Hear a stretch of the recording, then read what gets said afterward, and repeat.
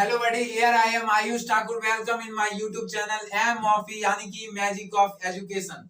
आज हम लोग बात करेंगे factor affecting resistance of the conductor, resistivity और 1 ओम को डिफाइन करेंगे। ठीक है, तो आज का टॉपिक बहुत ही इंटरेस्टिंग होने वाला है क्योंकि आज हम लोग समझने वाले हैं रेसिस्टिविटी का मतलब।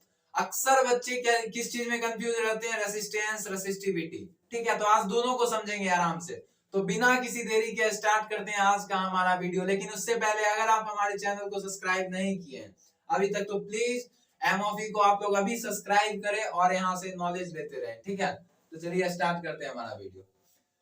पहला टॉपिक कह रहा है factor affecting the resistance of a conductor. देखिए, रेसिस्टेंस किस किस चीज पे डिपेंड करता है, वही है कि क्या क्या फैक्टर है जो कि रेसिस्टेंस को अफेक्ट करता है। देखिए, अफेक्ट ए आगे में लगा हुआ और इफेक्ट ई आगे में लगा हुआ है। Effect in good sense use किया जाता है और effect in bad sense use किया जाता है। ठीक है, इफेक्ट मतलब कि आप प्रभावित हो रहे हैं, उससे दूर प्रभावित हो रहे हैं। ठीक है, कहते हैं ना कि ये बीमारी अफेक्टेड है, अफेक्टेड नॉट इफेक्टेड। और कहते हैं कि कोई हैबिट इफेक्टेड है। ठीक है, इफेक्टिवली, तो ये अफेक्टेड है। ठीक है, अफेक्टिव। तो the factor affecting the resistance of a conductor, आज हम लोग यही पढ़ेंगे। तो सबसे पहले 4 फैक्टर है जिसपे कि रेसिस्टेंस डिपेंड करता है। मैं उस दिन बताया था ना कि जैसे आर, वो क्या था, आर जब प्रोपोर्शनलिटी का साइन हटा था तो आर आया था। भी ऐसे करके था कुछ, भी डायरेक्टली प्रोपोर्शनल टू आई, तो जब ये हटा था तो भी इक्वल टू आई आर हो गया था। तो जब कांस्टेंट होता है तो कांस्टेंट का कुछ वैल्यू होता है। ठीक है, तो ये वैल्यू हम क्या बोले थे उस दिन की वैरी करते रहता है प्लेस टू प्लेस। तो वो किस चीज पे डिपेंड करता है, इसी 4 फैक्टर पे डिपेंड करता है। पहला फैक्टर क्या है, लेंथ ऑफ वायर, कि तार का लंबाई कितना है, यानी कि लेंथ ऑफ कंडक्टर और ए वायर। दूसरा, area of cross section of conductor और ए वायर, यानी कि थिकनेस, मोटाई, तार का मोटाई कितना है। ठीक है, एरिया ऑफ क्रॉस सेक्शन वही होता है। जैसे ये वायर है तो ये क्या हो जाएगा, एरिया ऑफ क्रॉस सेक्शन हो जाएगा इसका। ठीक है, लेकिन देखिए इसमें कुछ लिखा हुआ है, लेंथ ऑफ वायर में क्या लिखा हुआ है, the resistance of a conductor is directly proportional to its length, यानी कि R is directly proportional to L। ये चीज आप याद रखिएगा। ठीक है, अभी रेसिस्टिविटी में बहुत काम देगा। फिर क्या है, area of cross section of conductor और थिकनेस ऑफ द कंडक्टर। आप लोग साथ में कॉपी पेन लेके बैठे और इसको साथ में उतारते चले। ठीक है, क्योंकि आप मेरे साथ साथ जब काम करते चलिएगा तब आपको कॉन्सेप्ट ज्यादा क्लियर होगा। ठीक है, चलिए, area of cross section of conductor और थिकनेस ऑफ कंडक्टर, दूसरा फैक्टर ये है। इसके नीचे पॉइंट क्या लिखा हुआ है, the resistance of a conductor is inversely proportional of its area of cross section, यानी कि एरिया का इनवर्सली प्रोपोर्शनल है। ठीक है, रेसिस्टेंस क्या है, एरिया पे इनवर्सली प्रोपोर्शनल है, डिपेंड करता है। और लेंथ के डायरेक्टली प्रोपोर्शनल। डायरेक्टली प्रोपोर्शनल कहने का क्या मतलब है, यानी कि लेंथ अगर हम लोग वायर का बढ़ाते हैं तो रेसिस्टेंस बढ़ जाएगा, लेकिन ये एरिया ऑफ क्रॉस सेक्शन का इनवर्सली है रेसिस्टेंस के। तो जब मोटाई बढ़ाएंगे तार का तो रेसिस्टेंस क्या हो जाएगा, घट जाएगा। जब मोटाई बढ़ाएंगे हम लोग तार का, वायर का, कंडक्टर का, तो रेसिस्टेंस क्या हो जाएगा बाबू, घट जाएगा।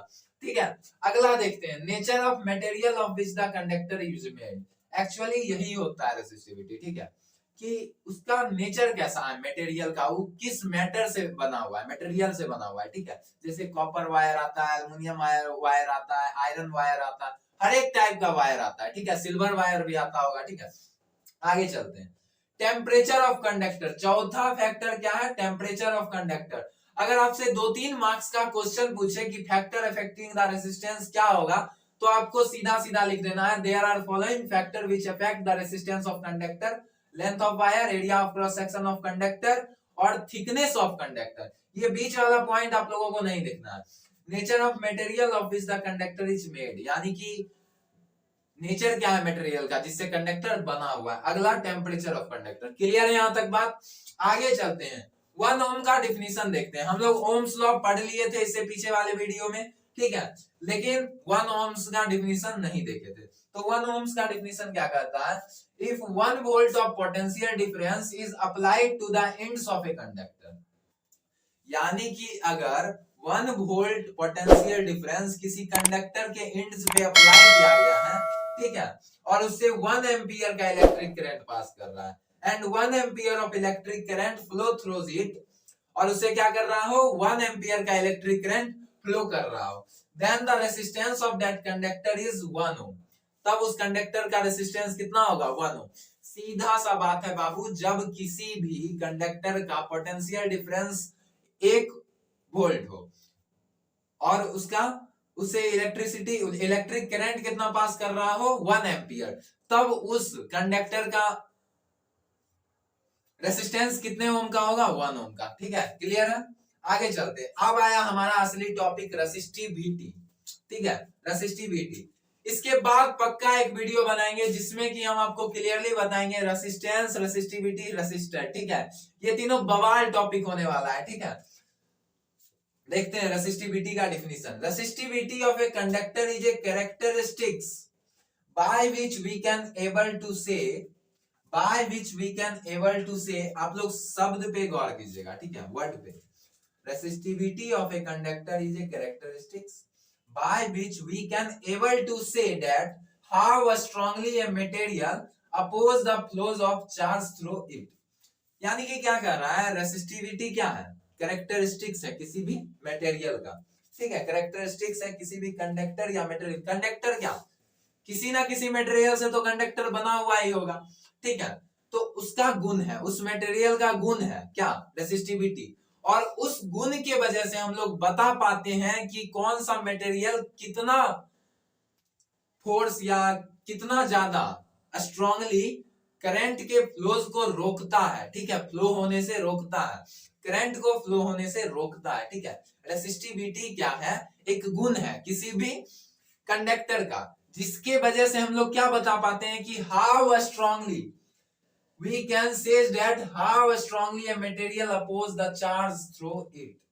ठीक है, यानी कि जिसके वजह से हम लोग बता पाते हैं कि जिस मटेरियल से वो कंडक्टर बना हुआ है वो कितना स्ट्रांगली रोक रहा है किस चीज को, करंट को, फ्लो ऑफ चार्ज को। ठीक है, आगे चलते हैं, इसका आगे पॉइंट देखते हैं।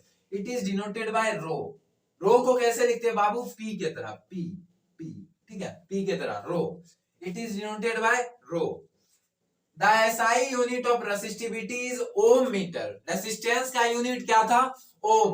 रेसिस्टिविटी का SI यूनिट क्या हो जाएगा, ओम मीटर। आगे चलते हैं, resistivity of a conductor is also called specific resistance.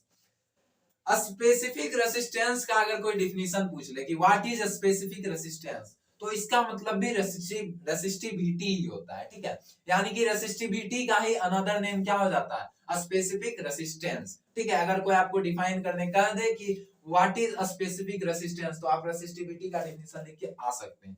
अब एक important result based on resistance and resistivity. ठीक है, फैक्टर अफेक्टिंग रेसिस्टेंस पे रिलेटेड एक बेस्ड, ठीक है, इसको आप प्रूव भी कर सकते हैं कि फॉर्मूला डेरिवेशन भी कर सकते हैं। फिजिक्स में क्या होता है, फॉर्मूला डिराइव्ड होता है।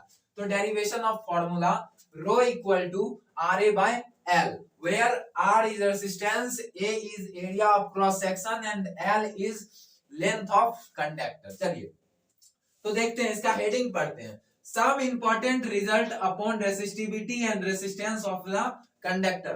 मैं फिर से बोल रहा हूं, आप लोग अभी तक अगर कॉपी खोल के नहीं बैठे हैं तो प्लीज कॉपी खोल के बैठिए और इसको जरूर लिखिए।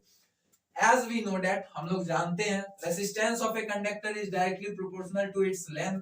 देखिए अभी हम लोग यहाँ पे पढ़े कि R is directly proportional to L, R is directly proportional to L, तो इसको क्या मान लिए, इक्वेशन 1 मान लिए। And the resistance of a conductor is inversely proportional to its area of cross section. अब second number point, the resistance of a conductor is inversely proportional to area of its cross section. तो R is directly proportional to 1 by A। इसको देखिए पढ़ना सीखिए, इसको क्या बोलते हैं, R is directly proportional to 1 by A। नहीं तो ऐसे बोल सकते हैं कि resistance is inversely proportional to area. ठीक है, R is inversely proportional to A। जब इनवर्सली बोलेंगे तो 1 by A नहीं बोलेंगे, जब डायरेक्टली बोलेंगे तो 1 by A बोलेंगे। ठीक है, इसको मान लेते हैं इक्वेशन 2। अब देखिए from equation first and equation second we get, हम लोगों को फ्रॉम इक्वेशन 1 और 2 से क्या मिला, R is directly proportional to L by A। अब देखिए हम क्या बोल रहे हैं, R is directly proportional to L by A। यहाँ पे L डायरेक्टली प्रोपोर्शनल है और इसको क्या पढ़ना सिखाए थे, R is directly proportional to 1 by A। ठीक है, तो देखिए यहाँ पे हम एक चीज कर रहे हैं, यहाँ पे एक चीज कर रहे हैं, इतना छोटा सा हम क्या कर रहे हैं कि पहले तो क्या लिखा हुआ था, R is directly proportional to L, और क्या लिखा हुआ था, R is directly proportional to 1 by A। तो हम इसको दोनों को मिला के ऐसा लिख सकते हैं, R is directly proportional to 1 L by A। ठीक है, ऐसा लिख सकते हैं ना, क्योंकि हम R directly proportional to L into 1 by A ऐसा लिख सकते हैं। इसीलिए हम क्या लिखे, from equation first and second से ये लिखे। अब देखिए मैं आपको पिछले वीडियो में बता चुका था कि जब प्रोपोर्शनलिटी का साइन हटता है तो इक्वल टू का साइन आता है। ठीक है बाबू, तो यहाँ भी प्रोपोर्शनलिटी का साइन हटा, इक्वल टू का साइन आया और रो कांस्टेंट आ गया। ये जो P दिख रहा है ना आपको, P ये क्या आ गया, कांस्टेंट आ गया। और रो इक्वल टू फॉर्मूला क्या आ गया, R by A upon L। देखिए ये बहुत इंपॉर्टेंट फॉर्मूला है, इस पे बहुत अच्छा न्यूमेरिकल आपके एनसीईआरटी में दिया हुआ होगा, एस चांद की बुक में दिया हुआ होगा, एचसी वर्मा के बुक में दिया होगा, आप जो भी पढ़ते होंगे उसमें जरूर इस पे बहुत अच्छा न्यूमेरिकल दिया हुआ होगा।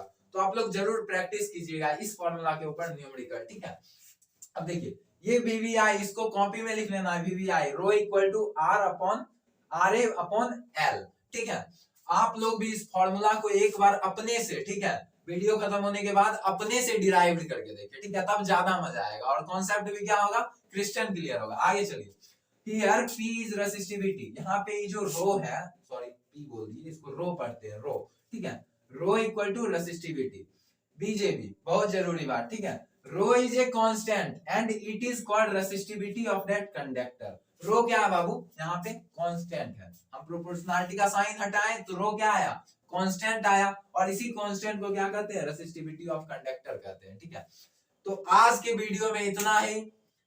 अगर आपको ये वीडियो अच्छा लगा हो तो इसे लाइक करें, ठीक है, हमारे चैनल को सब्सक्राइब करें और ये वीडियो अपने दोस्तों को शेयर करें जिनका की फिजिक्स कमजोर है या जिनका इलेक्ट्रिसिटी चैप्टर अभी क्या हो रहा, मतलब कंप्लीट नहीं हुआ है, जो अभी तक नहीं पढ़े हैं, ठीक है, स्टार्ट नहीं किए, उनको जरूर भेज सकते हैं। इस वीडियो के डिस्क्रिप्शन में आपको इलेक्ट्रिसिटी का प्लेलिस्ट डाल दिया जाएगा। ठीक है, उसमें पार्ट 1 पार्ट 2 जो भी होगा पार्ट इसका वो मिल जाएगा आपको वहां से। तब तक के लिए हंसते रहिए, मुस्कुराते रहिए, मिलते हैं एमओपी के नेक्स्ट वीडियो के साथ। Tata bye bye, take care of yourself.